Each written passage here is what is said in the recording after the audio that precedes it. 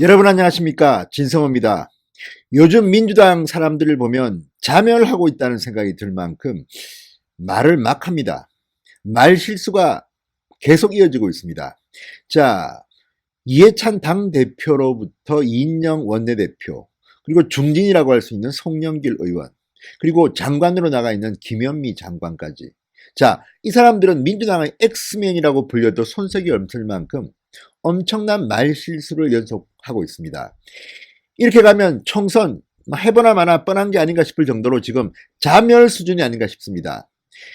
이 메시지 관리가 전혀 안 되는지, 또는 이 우한 폐렴 관련해서 정권에 한번 공을 세워버리고 있다고 생각했는지는 모르겠지만, 누가 봐도 수준에 맞지도 않고 상식적으로 이해가 안 되는 발언들을 막 퍼붓다가 지금 친문 네티즌들한테도 욕을 먹고 있습니다. 왜 이런 일이 벌어지고 있는 걸까요? 그만큼 지금 민주당은 총선을 앞두고 우왕좌왕 정신을 못 차리고 있다는 생각이 듭니다. 진성호의 융단 폭격 시작합니다. 더불어민주당을 융단 폭격합니다. 방송에 앞서 아직 진성호 방송에 구독자가 아니신 분들은 붉은색 구독 버튼 눌러주십시오. 더 좋은 방송으로 보답하겠습니다. 자, 이인영 원내대표부터가 문제입니다. 오락가락하는 모습이 전형입니다.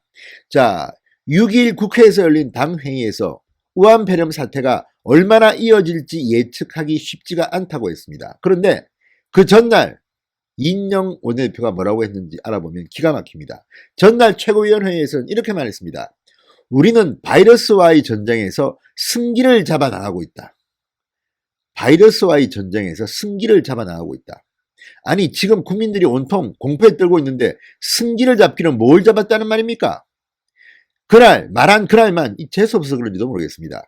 3명의 확진자가 추가됐고, 정부는 지역사회로 확산 가능성이 점점 커지고 있다고 경고음을 내놓았습니다. 그런데 여당의 원내대표라는 사람이 이렇게 바이러스와의 전쟁에서 승기를 잡아 나가고 있다.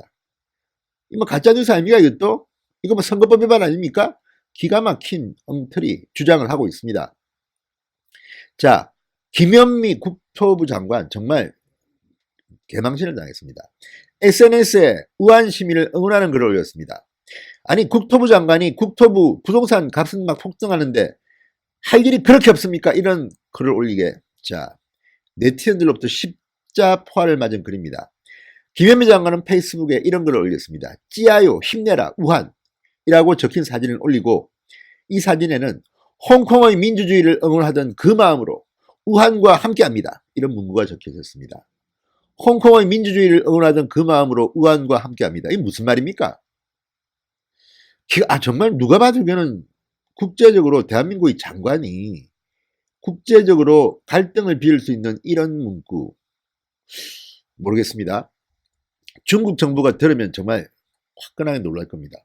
자, 강성 친문 지지자들이 장관이 기초적인 국제 소양이 부족하다, 대통령 지지율을 깎아먹고 있다, 이렇게 비판했습니다. 해당 게시물은 현재 삭제된 상태입니다. 이게 대한민국 국토부 장관의 수준입니다. 친문 지지자들조차도 기초적인 국제 소양이 장관이 부족하다고 이야기합니다. 이러니 말이 되겠습니까? 자, 송영길이라고 있습니다. 인천시장을 지내고 중진 의원입니다. 자, 송영길 의원은 최근 라디오에 나와서 신종 코로나 바이러스 얘기를 하다가 이렇게 말했습니다. 보건복지부 장관 보고를 들어보니 앱을 설치하도록 해 자기 상태를 보고하도록 하고, 보고가 들어가지 않으면 바로 추적이 될 수 있도록 통제하고 있다. 지금 앱을 개발 중이다, 이렇게 말했습니다. 무서운 말입니다. 이거는요, 자, 앱을 설치해 자기 상태를 보고하고 보고가 들어가지 않으면 추적이 될 수 있게 통제한다. 앱을 개발 중이다. 이것은 중국발 입국자들 휴대전화에 위치 추적 앱을 심는 게 아닌가, 이렇게 오해를 받을 수 있는 그런 발언입니다. 보고가 들어오지 않으면 바로 추적할 수 있도록 통제하고 있다. 이게 여당 중진 의원의 수준입니다.